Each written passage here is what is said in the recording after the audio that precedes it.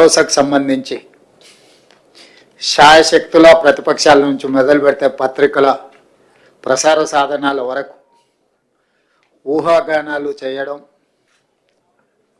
ఉన్నవి లేనివి ప్రభుత్వ నిర్ణయాలని మీకు మీరే ప్రకటించి రైతులలో గందరగోళాన్ని సృష్టిస్తున్నారు. కాబట్టి ఆ గందరగోళాన్ని దూరం చేస్తూ రైతులకు ఒక శుభవార్త వినిపించాలని ఈ మంత్రివర్గ సమావేశంలో సహచరులందరి సూచనల మేరకు ఈరోజు నిర్ణయం తీసుకోవడం జరిగింది.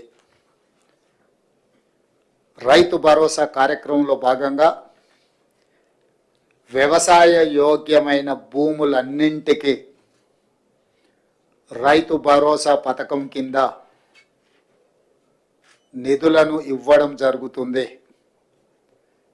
గత ప్రభుత్వం రైతు బంధు పథకంలో భాగంగా సంవత్సరానికి 10,000 ఇస్తే మా ప్రభుత్వం ప్రజాపాలనలో రైతులందరికీ సంవత్సరానికి 12,000 రూపాయలు ఇవ్వాలని నిర్ణయం తీసుకున్నది.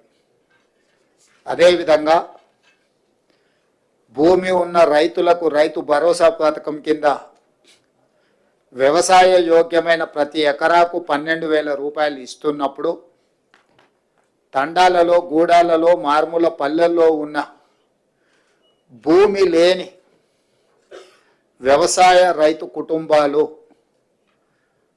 భూమి లేకపోవడం ఒక శాపము, ప్రభుత్వం మమ్మల్ని ఆదుకోకపోవడము ఇంకొక శాపము అన్నట్టుగా పాదయాత్రల సందర్భంగా అటు భట్టి విక్రమార్క గారికి కానీ నాకు కానీ ఈ మధ్యకాలంలో మా మంత్రివర్గ సహచరులు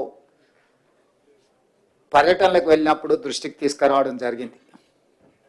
అందుకే మా ప్రభుత్వం భూమి లేని వ్యవసాయ కుటుంబాలకు ప్రతి సంవత్సరానికి 12,000 రూపాయలు వాళ్ళకు కూడా ఇవ్వాలి, వాళ్ళు కూడా మన సమాజంలో మనలో భాగమే అని గుర్తించి ఈ పథకాన్ని అమలు చేయాలని నిర్ణయం తీసుకున్నది. ఈ పథకానికి ఇందిరమ్మ ఆత్మీయ భరోసా పథకం అని చెప్పి